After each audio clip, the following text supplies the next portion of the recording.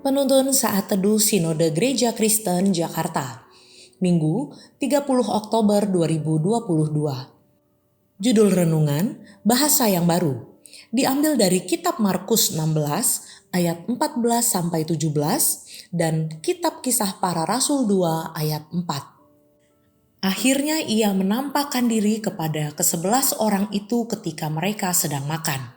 Dan ia mencela ketidakpercayaan dan kedegilan hati mereka oleh karena mereka tidak percaya kepada orang-orang yang telah melihat dia sesudah kebangkitannya.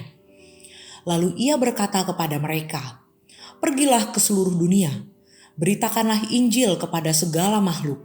Siapa yang percaya dan dibaptis akan diselamatkan, tetapi siapa yang tidak percaya akan dihukum. Tanda-tanda ini akan menyertai orang-orang yang percaya. Mereka akan mengusir setan-setan demi namaku. Mereka akan berbicara dalam bahasa-bahasa yang baru bagi mereka." Kitab Kisah Para Rasul 2 ayat 4. Maka penuhlah mereka dengan Roh Kudus. Lalu mereka mulai berkata-kata dalam bahasa-bahasa lain, seperti yang diberikan oleh Roh itu kepada mereka untuk mengatakannya. Saat kita datang ke suatu daerah, kota, atau negara, tentunya kita perlu berkomunikasi dengan warga setempat. Saat berkomunikasi, kita perlu beradaptasi dengan bahasa setempat yang tentunya berbeda dengan bahasa asal kita. Tidak mudah untuk kita bisa memahami bahasa di daerah itu. Bayangkan, bila suatu kali di sebuah gereja di Jawa Tengah, tiba-tiba jemaatnya berbicara dalam bahasa Inggris, bahasa Korea, bahasa Mandarin, bahasa Arab, dan bahasa-bahasa lainnya. Sangat mencengangkan. Kondisi inilah yang dialami oleh para rasul. Mereka sedang menanti janji Tuhan Yesus sebelum naik ke surga.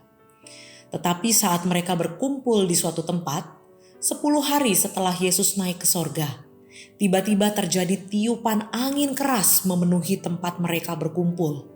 Tampaklah lidah-lidah api hinggap di atas kepala mereka dan penuhlah mereka dengan Roh Kudus dan setiap mereka berkata-kata dalam bahasa asing yang belum pernah mereka pelajari sebelumnya.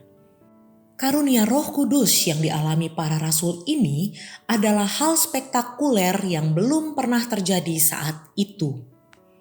Mereka tidak pernah mempelajari bahasa-bahasa yang mereka katakan. Namun, orang lain yang mendengar perkataan mereka memahami artinya, karena mereka berasal dari daerah asal dari bahasa-bahasa itu. Bahasa baru yang Allah karuniakan itu bukan menjadi tolok ukur kedalaman rohani seseorang, untuk kebanggaan dan kemegahan diri seseorang, atau sebagai bukti kedekatan seseorang dengan Allah, tetapi untuk menceritakan perbuatan-perbuatan Allah yang besar untuk kemuliaan Allah. Dahulu sebelum mengenal dan percaya kepada Tuhan Yesus, kita bukanlah warga kerajaan surga. Tetapi saat kita percaya kepada Tuhan Yesus, kita dilayakkan menjadi warga kerajaan surga.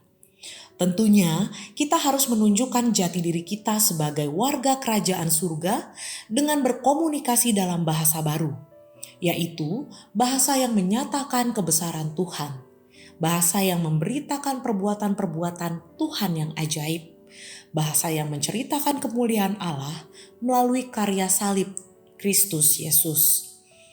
Bahasa yang baru tetap disampaikan dalam bahasa negara kita Indonesia kepada sesama warga negara Indonesia. Namun, kata-kata yang keluar syarat dengan pemuliaan kepada Allah kita yang menyatakan perbuatan ajaib melalui karya salib Kristus Yesus. Dari bahasanya, seseorang diketahui asalnya. Dari bahasa baru yang disampaikan seseorang, dikenal sebagai warga kerajaan Allah. Terpujilah nama Tuhan.